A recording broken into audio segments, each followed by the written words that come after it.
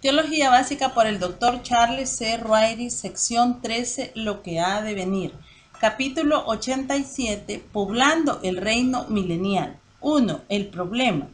Cuando el milenio comience, tiene que haber personas vivas con cuerpos no resucitados que puedan tener hijos y poblar ese reino. Todos los premilenialistas concuerdan con esto. El milenio no solo abarca el reinado de Cristo con su pueblo, quienes entonces tendrán cuerpos resucitados, sino también el reinado de Cristo sobre las personas de la tierra que tendrán cuerpos no resucitados. Si hubiese solo santos resucitados en el reino, entonces no habría muerte, ningún aumento de población y ninguna diferencia de edad, de las cuales cosas hay indicaciones de que estarán presentes en el reino. Isaías 65:20, Zacarías 8:5, Apocalipsis 20:12. Puesto que las personas resucitadas definitivamente no se propagan, no habría forma de poblar el reino a no ser que algunas personas no resucitadas entraran en el milenio. Por tanto, todos los premilenialistas ven la necesidad de que algunos adultos sobrevivientes de la tribulación no sean llevados al cielo al final de la misma, sino que entren en el milenio con cuerpos no resucitados a fin de que sean los primeros progenitores de la población milenial. 2. La solución pretribulacional. El entendimiento pretribulacional de los eventos futuros satisface fácilmente esta necesidad. El rapto ocurrirá antes de la tribulación y serán llevados todos los redimidos que estén viviendo en la tierra en ese tiempo, pero muchos serán salvos durante la tribulación. Apocalipsis 7, 9 y 14. Incluso un grupo específico de 144,000 judíos, versículo 4, de los salvos durante ese periodo horrible, muchos serán martirizados. Mateo 25:34, Zacarías 14:11. Los componentes del grupo inicial que entrará en el milenio no solo tendrán cuerpos naturales, sino que también serán personas redimidas que voluntariamente se someterán a la voluntad del Rey. Con el tiempo nacerán bebés y llegarán a ser adultos. Algunos recibirán a Cristo en sus corazones, otros no, pero todos tendrán que mostrar lealtad al gobierno del Rey o sufrir las consecuencias. Para el final del milenio habrá innumerables rebeldes. Estos le habrán dado obediencia externa al rey, pero cuando Satanás, después de ser soltado, les dé la oportunidad, se unirán a su revolución contra Cristo. Apocalipsis 27 al 9. Así que en el entendimiento pretribulacional de estos eventos futuros, los primeros padres en el reino milenial serán los sobrevivientes redimidos, pero no resucitados, de la tribulación, las ovejas de Mateo 25:34 y los fieles sobrevivientes judíos de Ezequiel 20:38. 3. La solución post-tribulacional. En contraste está la idea post-tribulacional. La iglesia, por supuesto, pasará por la tribulación. Aunque algunos serán martirizados, muchos serán protegidos y sobrevivirán. Los 144,000 judíos y la gran multitud de Apocalipsis 7 están incluidos en la iglesia. Al final de la tribulación, todos los creyentes vivos serán arrebatados y regresarán inmediatamente a la tierra en los eventos simultáneos del rapto y la segunda venida. Esto parece que eliminaría de la tierra en este punto de tiempo a todos los redimidos no resucitados, de modo que no quedaría nadie para comenzar a poblar el reino. Si los sobrevivientes impíos han de ser matados o enviados al Hades al final de la tribulación, entonces no quedará nadie con cuerpo no resucitado para entrar en el milenio. Por tanto, el post-tribulacionista tiene que hallar a algunos que no sean salvos cuando el rapto comience, pero que lo sean al tiempo de concluir ese evento instantáneo del rapto, segunda venida. ¿Cuánto tiempo hay para eso? o tiene que permitir que los progenitores iniciales del milenio sean personas no salvas que en alguna forma no sean ni matados ni juzgados en o después de Armagedón. Esas son las únicas opciones de que dispone el post-tribulacionista para encontrar progenitores mileniales. Tenemos que recordar otro detalle en este punto. La población milenial incluirá tanto a personas judías como gentiles. Isaías 19, 24 al 25. Así que la primera generación tiene que estar compuesta de ambas razas, pero un rapto post-tribulacional se llevaría a todos los que pudieran ser padres redimidos mileniales de toda raza. Y los juicios de la segunda venida destruirán a todos los posibles progenitores mileniales no redimidos de toda raza. ¿De dónde pues vendrán esos progenitores? La mayoría de los post-tribulacionistas no intentan dar respuesta a esta pregunta.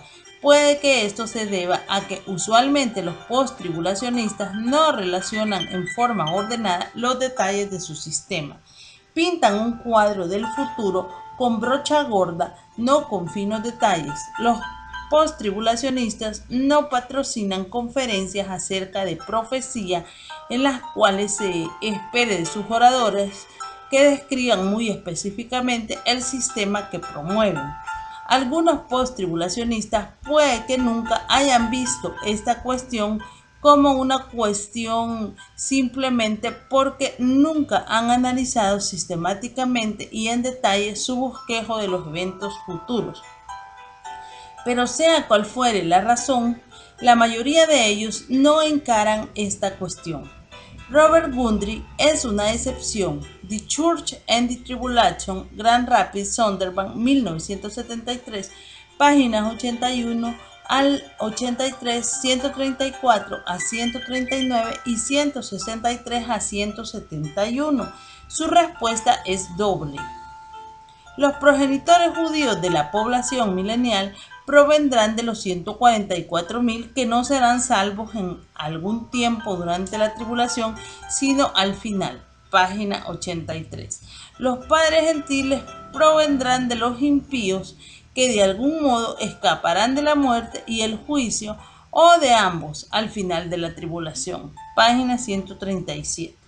Aquellos impíos son los que se quedan en Mateo 24, 40 y 41 en contraste con aquellos llevados en el rapto post-tribulacional. Él dice, una destrucción parcial dejaría a un remanente de no salvados para poblar la tierra milenial. Página 137. Además es necesario hacer un ajuste en el tiempo del juicio de las ovejas y los cabritos en Mateo 25, 31 al 46, si el cuadro post-tribulacional es el correcto. La razón es simple. Si el rapto ocurre después de la tribulación, entonces todas las ovejas redimidas habrían sido removidas de la tierra y no quedarían ovejas para participar en ese juicio. Si ocurre a la segunda venida, que con el rapto constituye un solo evento, no hay forma en que el rapto pueda remover a las ovejas y aún así tener ovejas presentes en la tierra para ser juzgadas inmediatamente después del rapto. Así que o el rapto no puede ser post-tribulacional o el juicio de las ovejas y los cabritos tiene que ser después de la segunda venida. Gundry lo coloca después del milenio.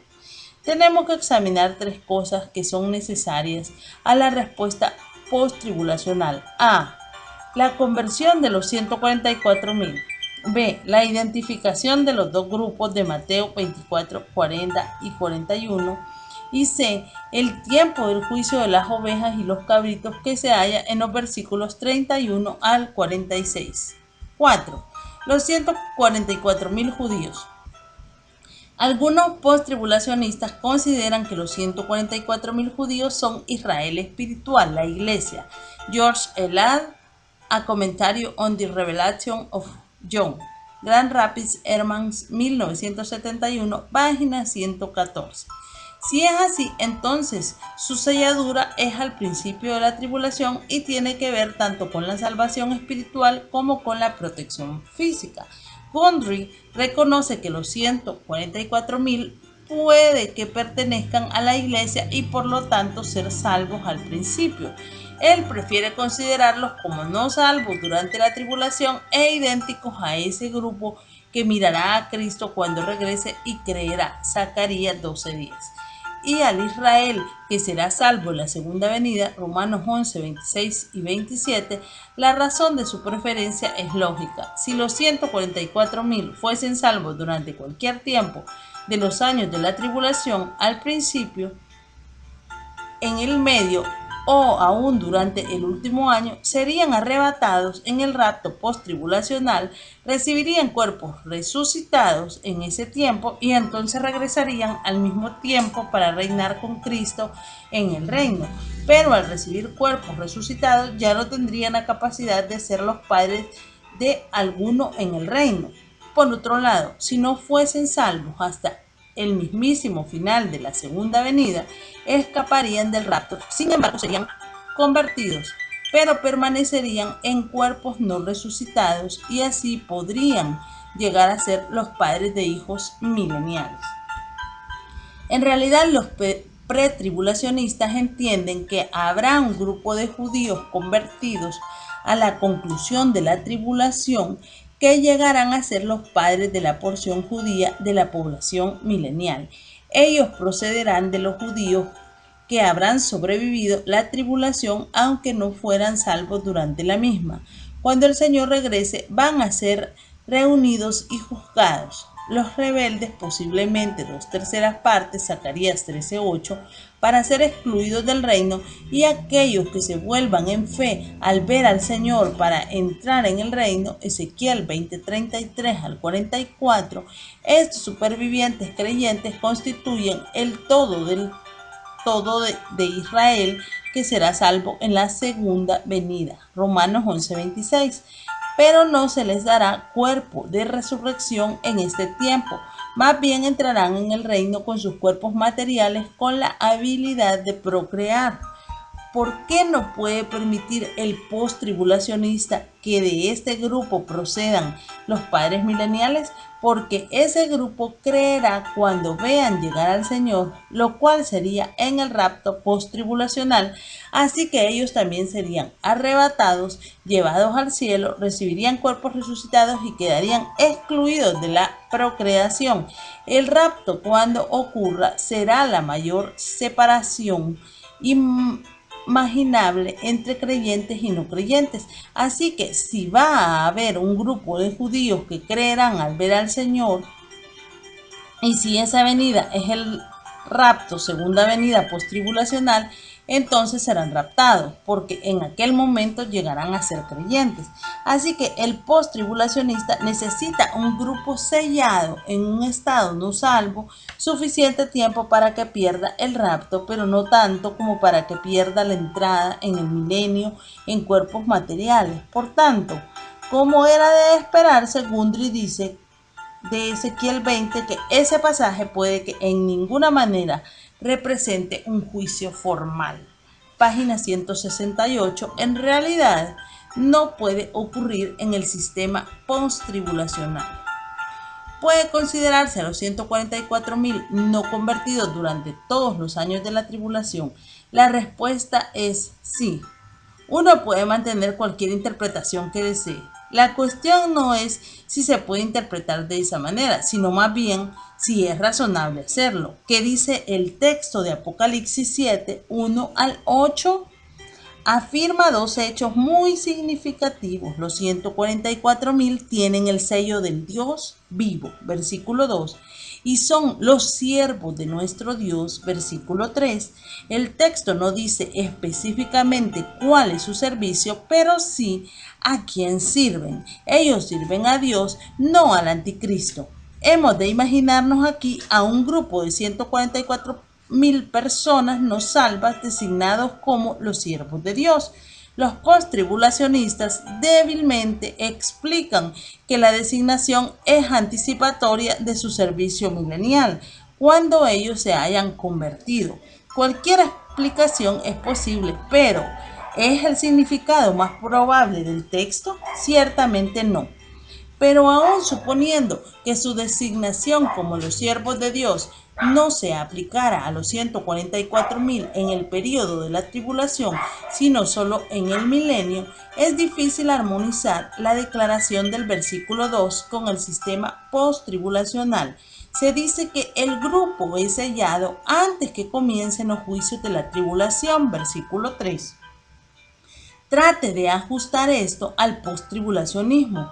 Aquí estaría un grupo distinto de judíos no convertidos sobre cuya frente Dios ha puesto su sello como individuos no salvos, ellos. O por cierto, algunos de ellos seguirán al anticristo, quien pondrá su marca en su frente o en sus manos. Y el destino de los seguidores del anticristo ya ha sido predeterminado. Serán atormentados día y noche para siempre con fuego y azufre. 14, 9 al 11. Ninguno de sus seguidores se salvará, ni aún 144.000 de ellos. En resumen, el post-tribulacionismo necesita tener un grupo de judíos no convertidos que sobrevivan la tribulación, pero que por no ser convertidos no sean raptados al final, sino que se conviertan al comienzo del milenio para que puedan entrar en el mismo con sus cuerpos no resucitados y engendrar hijos. El único grupo que puede llenar los requisitos es el de los 144.000, suponiendo que se puedan describir como siervos de Dios no convertidos que tienen sobre sus frentes el sello de Dios antes que comience la tribulación y que no sigan al anticristo para que no tengan su marca. ¿Es posible todo esto? 5. Mateo 24, 40 y 41.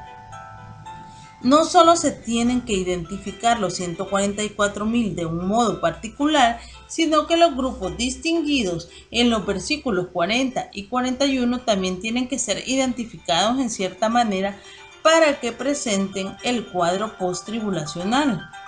Según el entendimiento post-tribulacional, estos versículos dicen lo siguiente: entonces, en el rapto, segunda venida post-tribulacional, habrá dos hombres en el campo, uno salvo, que representa a la iglesia, será llevado en el rapto post-tribulacional, y el otro, no salvo, que representa a los impíos, será dejado para juicio, aunque no todos serán juzgados, a fin de que queden algunos para que sean los progenitores de la población gentil del milenio. Y lo mismo para el versículo 41, el que es llevado es raptado y el que queda juzgado. Por el contrario, el pretribulacionista ve a estos versículos como una declaración general de los resultados del juicio específico sobre judíos y gentiles sobrevivientes a la segunda venida. Los que son llevados a los juicios y condenados, y los que son dejados pasan los juicios con éxito y son dejados para bendición en el reino. Note que el post-tribulacionista tiene que agregar la estipulación de que no todos los que quedan son juzgados y condenados, a fin de que queden algunos para poblar la tierra. Pero ahí está la inconsecuencia. El rapto se llevará a todos los redimidos, pero el juicio no incluirá a todos los no redimidos. Solamente parte de los impíos serán juzgados. Los pretribulacionistas apoyan su punto de vista señalando que según el versículo 39, el diluvio se llevó para juicio a las personas del día de Noé. Por lo tanto, aquellos llevados a la segunda venida también serán llevados para juicio. Los postribulacionistas observan que se usa una palabra diferente para los llevó en el versículo 39 que en los versículos 40 y 41, lo que indica dos diferentes clases de ser llevado. El versículo 39 para juicio, pero los versículos 40 y 41 para el cielo en el rapto. Ellos corroboran este argumento señalando que la palabra en los versículos 40 y 41 es la misma que se usa para describir el rapto en Juan 14:3. Os tomaré a mí mismo. Las dos interpretaciones se presentan así. Interpretación pretribulacional. Llevados a juicio, dejados para bendición en el reino, en cuerpos no resucitados para procrear. Interpretación postribulacional. Llevados al cielo en el rapto postribulacional, dejados para juicio, pero solo en parte serán juzgados. para que el resto pueda entrar en el reino con cuerpos no resucitados. Los pretribulacionistas notan que en Juan 19:16, la misma palabra usada en Mateo 24:40 y 41, supuestamente acerca del rapto, según los postribulacionistas, se usa en cuanto a llevar al Señor al juicio, así que obviamente pudiera significar juicio en los versículos 40 y 41, como enseña el pretribulacionismo. La discusión acerca de las palabras va de un lado para el otro. ¿Qué podemos concluir? Simplemente que las palabras en sí mismas no conducen a conclusión alguna, pero el debate tiene solución. Puede arreglarse fácilmente mirando el pasaje paralelo en Lucas 17:34 al 37, donde el Señor da la misma advertencia concerniente a uno ser llevado y al otro dejado. Sin embargo, Lucas agrega una pregunta que hicieron los discípulos. ¿Dónde, Señor? Ellos le preguntaron que ¿a dónde se llevarían a los que se llevaran? Ellos no preguntaron que dónde se quedarían los que quedaran. Si el Señor tuvo la intención de que nosotros entendiéramos que los llevados serían llevados en el rapto, como enseña el post-tribulacionismo, habría respondido que al cielo o a la casa del Padre o alguna expresión similar, pero su respuesta expresó que serían llevados a algún lugar bastante opuesto a un cielo deleitoso. Su respuesta fue: donde estuviera el cuerpo, allí se juntarán también las águilas. La respuesta de Cristo es un proverbio referente a águilas que se aparecen, quién sabe de dónde, cuando muere un animal. ¿A dónde serán llevados? ¿Dónde habrá muerte y corrupción, no vida e inmortalidad? La referencia no es al cielo, sino al juicio. Así que el entendimiento del pretribulacionista de la identidad del que es llevado y el que queda es el correcto según Lucas 17:37. No hay indicación alguna de un rapto post-tribulacional en estos versículos. 6. El tiempo del juicio de las ovejas y los cabritos. Este juicio de las ovejas y los cabritos colocado a la segunda venida por los pretribulacionistas tiene que ser movido a un tiempo posterior si el posttribulacionismo ha de ser consecuente. La razón es que si el rapto ocurre al final de la tribulación, es decir, a la segunda venida, y si todas las ovejas son llevadas al cielo en el rapto, ¿cómo quedarán algunas para ser reunidas delante de Cristo cuando Él venga? Ya se habrán ido. O para ponerlo de otra manera, el rapto segunda venida separará a los redimidos de los impíos. Sin embargo, este juicio a la segunda venida hará lo mismo, excepto que no habrá justos en la tierra que se puedan separar, ya que ellos habrían sido raptados recientemente. El que este juicio sea situado fuera de su lugar también propicia que sobrevivientes de la tribulación y la segunda venida no salvos entren en el milenio con cuerpos no resucitados. Gundry admite: por tanto nos vemos forzados a poner el juicio de las naciones después del milenio, página 166, forzados. ¿Por qué? Porque la condenación de los cabritos no puede ser solo de una parte de ellos, puesto que el texto dice que todos serán juzgados.